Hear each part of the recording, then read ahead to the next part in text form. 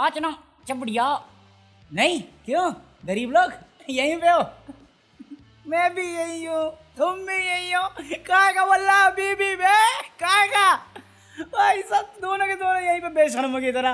हम गरीब है, कटोरा निकाल लो। कुछ भी मतलब मैं तो दुखी था अपने लिए कि मैं नहीं जा पाऊंगा, इस अवसर का मैं उपयोग नहीं कर पाऊंगा।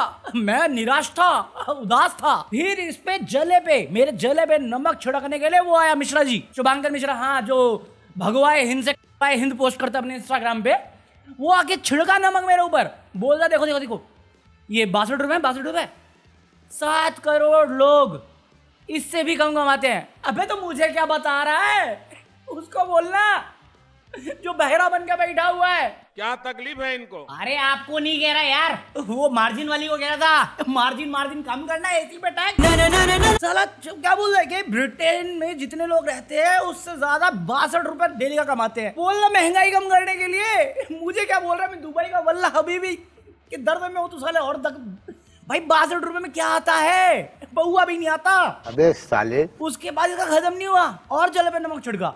कहता 161 करोड़ 172 रुपए से कम कमाते हैं। मैं कहा ये भी बहुआ नहीं खरीद पाएंगे।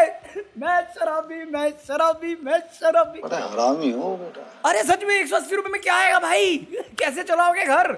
कहते हैं हम सिलेंडर देते हैं। अबे सिलेंडर तू एक बार देगा गैस का कनेक्शन के साथ, उसके बाद 1000 रुपए भी नहीं है मेरे पास तो रिफिल कराने के लिए। क्या ये जुमला? देखिए ये जुमला है। तो भाई साहब गडकरी जी सही कह रहे थे कि कुछ लोगों के पास ज्यादा धन है, बाकी सब गरीबी में जा रहे हैं।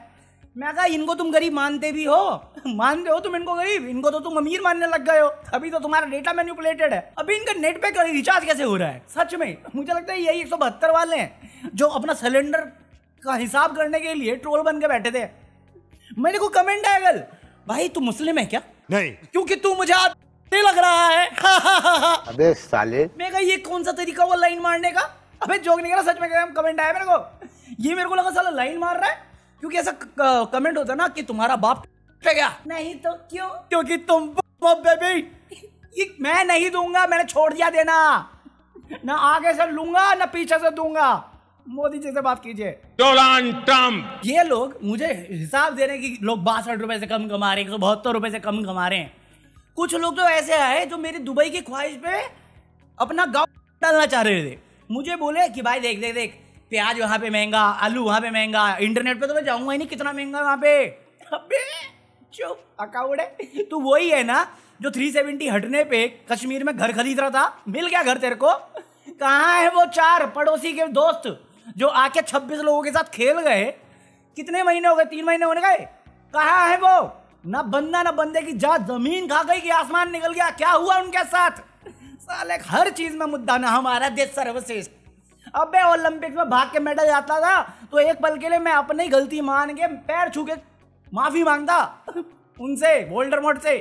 साला अब किसी भी देश में जाता है, मेरे को लगता है कंडीशन नहीं होती है कि मेडल देगा तो ही आएगा। साले तूने इतने मेडल जीते इसलिए ओलंपिक गुजरात में करा रहा है क्या? भाई इतना बोल दिया ना मैंने, किस पे बोला मुझे क्या मालूम, बस हवा निकल गई। कल मैं बताया नहीं तुम्हें यहाँ पे, बट कुणाल कामरा पे कोई स्पेशल प्रिविलेज मोशन पास किया है महाराष्ट्र गवर्नमेंट ने।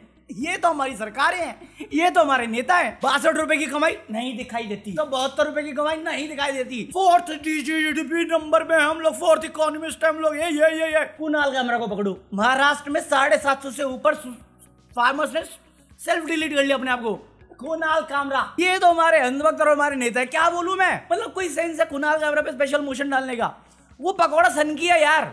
मुझे लगता है कभी भी किसी से इतनी नफरत नहीं करनी चाहिए, क्योंकि अगर तुम किसी से सच्चे दिल से नफरत करोगे ना, तुम भी वही बन जाते हो जिससे तुम नफरत करते हो। अमित शाह। मरना तेरे को डर नहीं लगता? अरे कुछ स्पेशल प्रिविलेज का कर दिया कि तुमने गलत किया है। शिंदे गवर्नमेंट पे तुमने प्रिविलेज का इस्तेमाल किया, कोर्ट चलेगा, सबका मजाक हम उड़ा रहे, बट तू कॉमेडियन किस बात का? बेसिक इतना ही है। तो उसमें भी उसने ट्वीट कर दिया कि हाँ, शो कॉज नोटिस तुम्हारा प्रिविलेज है, जोक्स मेरा अधिकार है। भाई तेरे पास ये इतने बोलने के, मुझे तो अब इतना भी नहीं पता हमारे बेसिक राइट्स भी हमें मिलते हैं या मिलने लायक भी हैं, या हम हैं काबिल। कब क्या होता है कुछ नहीं मालूम भाई साहब। और दुबई हम जा नहीं सकते। वल्लाह बेबी स्पॉन्सर मी। वो नहीं हो पाएगा। ये सरकार है जो एक कॉमेडियन के पीछे हाथ धो के पड़ी है और शहर के सारे मुद्दे खत्म हो गए, जैसे स्कूल व्यवस्था, हॉस्पिटल, वुमेन सेफ्टी, सब ओके है भाई साहब, ओके रिपोर्ट। फार्मर्स लोग तो अब अंबानी के अंटीला जैसा घर हर गली में बना के बैठे हुए हैं, सब सॉल्व कर दिया इन्होंने। कुणाल कामरा ही असली प्रॉब्लम है महाराष्ट्र। और ये इतने बुद्धिजीवी हैं कि एक जगह पे इनके पार्टी नेता कहते हैं ये मराठी हिंदी का नहीं है, ये मराठी कल्चर का रिस्पेक्ट करने का है, और दूसरी जगह पे उसी के भाई के नेता लोग लगे पड़े प्रोटेस्ट करने के लिए। किसी औरत के साथ दुष्कर्म हो जाए ये लोग रोड पे नहीं उतरेंगे, गवर्नमेंट स्कूल बंद हो जाए ये लोग रोड पे नहीं उतरेंगे, जंगलों के पेड़ काट जाए ये लोग रोड पे नहीं उतरेंगे, बंदे जॉबलेस अनएम्प्लॉयड बैठे रहे ये लोग रोड पे नहीं उतरेंगे। भाषा के लिए ये रोड पे उतर गए, क्योंकि भाषा इनके लिए सबसे सुप्रीम इंपॉर्टेंस है अभी। क्यों इंपॉर्टेंट है ये इनके लिए? क्योंकि इनके नेता ये बोल के बैठे हैं, भाई ने बोला करने का तो करने का। भाई साहब लोग तो ये जोक बनाने लग गए कि गोकुल धाम सोसाइटी में अब भीड़े अय्यर को कूटने वाला है क्योंकि सब मराठी नहीं आती। भाई मैं सही बता रहा हूँ, कल जब मैं गाना गा रहा था ना, जो भी मिले चक्को, जिसको मौका मिले चक्को, निकलो भाई निकलो। तो भाई जो सरकार इतनी नाकाबिल है, जो तुम्हें बेसिक जरूरतें प्रोवाइड नहीं कर सकती, वो इस बात को मुद्दा बना। तुम एक पल के लिए सोच रहे हो सरदार वल्लभ भाई पटेल जी को कितना दुख होता अगर वो आज जीवित होते, कि 50 प्रिंसली स्टेट को उन्होंने साथ जोड़ा ये दिन देखने के लिए, जो भाषा पे लड़ गए। अरे मेरे हाथ हमेशा जुड़े रहते हैं आंटी, आप कहाँ हो? आप तो राहुल गांधी का करियर खत्म करने बैठी थी, अननोन फेस ने तुम्हारा करियर खा लिया, टीवी में भाग गई। किस बात की माफी? तुम तो मत ही मांगो, साला अपने बेटे का कैसे सीरियल में ये माफी मंगवाएगी। थैंक यू शर्मा अंकल, सही बात है, गजब बेइज्जती है। और मोर ओवर ईरानी जी मैं एक बात बताऊं आपको, मैं अपने प्रधानमंत्री की बात बहुत ध्यान से सुनता हूँ, मन की बात उनके सुनो ना सुनो, बट वैसे उनकी बातें पूरे ध्यान से सुनता हूँ क्योंकि उन्होंने मुझे बोला है आलोचना अनिवार्य है, वरना लोकतंत्र बर्बाद हो जाएगा जी। भाई एक नेता अपना काम ठीक से नहीं कर रहा, सब बेफालतू के मुद्दों में घुसे पड़े हैं, बेफालतू की चीजों को हाईलाइट कर रहे हैं। और ये कभी कौन है, किरण रिजिजू ने एक आर्टिकल लिखा है जहाँ पे कहते हैं माइनॉरिटी को सबसे ज्यादा बेनिफिट मिलते हैं। मैं कहा गाय, माँ गाय, वो वाली गाय नहीं, माँ गाय। आप थोड़ा डुलुलू में जी रहे हो, क्योंकि सेफ्टी की बात ही मैं करता हूँ मोस्ट ऑफ द टाइम। यहाँ पे आपने ये हाल बना दिया है। भाई साहब लोग कहते हैं कि master stroke, master stroke, master stroke पता कौन है असली? ईडी ने मिल के इतनी मेहनत करी है कि केस में कन्विक्ट तो नहीं कर पाए, बट उन्होंने अपनी खुद की पार्टी छुड़वा के भाजपा में जुड़वाने का सबसे अच्छा काम किया है। सही इन्वेस्टमेंट गवर्नमेंट की ईडी में थी, इतने लांछन लगे, इतनी रेड हुई, जैसी भाजपा ज्वाइन करी व्हाइट वॉश, कोई करप्शन नहीं है। और तुम्हें एक और जोक सुनाऊं, हमारा होम मिनिस्टर आके बोला कि मोदी जी के 23 साल मुख्यमंत्री और प्रधानमंत्री की सेवा में 23 पैसे का भी करप्शन नहीं हुआ। इसमें मैं सुनाऊं तो 20 मिनट की वीडियो करप्शन पे डाल दूंगा मैं, और वो भी सिर्फ इस महीने की, और ये महीना तो अभी ढंग से शुरू भी नहीं हुआ, मिडिल में भी नहीं आया। ये बोल दो तो आपकी हंसी कैसे नहीं छूटी? ब्रिलियंट एक्टर, आपको बॉलीवुड में ट्राई करना, एक्चुअली हॉलीवुड में करना चाहिए आपको। बात तो सही है। सबसे बड़ा स्कैम मुझे लगता है इस सदी का इलेक्टोरल बॉन्ड्स है, वरना एक पार्टी सत्ता में इतने साल नहीं थी और 10 साल के अंदर तुम्हारे पास 6,000 7,000 करोड़ से 10,000 करोड़ के बीच में है फंड।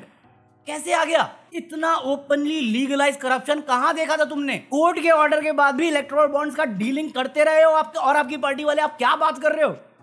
बोला है ना मैं शुरू हो जाऊंगा बहुत सारे केस। चुप हो जाओ। मैं बोलना नहीं चाहता वो वर्ड, बट करप्ट है इलेक्शन कमीशन।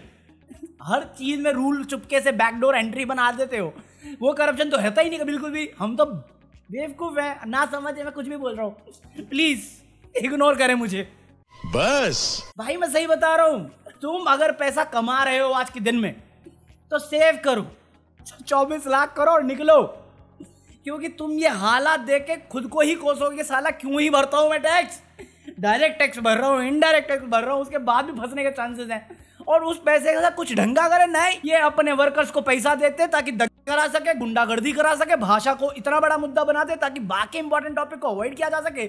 और जो पैसे नहीं कमा रहे हैं वो बाबा बनने की कोशिश में लगे पड़े हैं।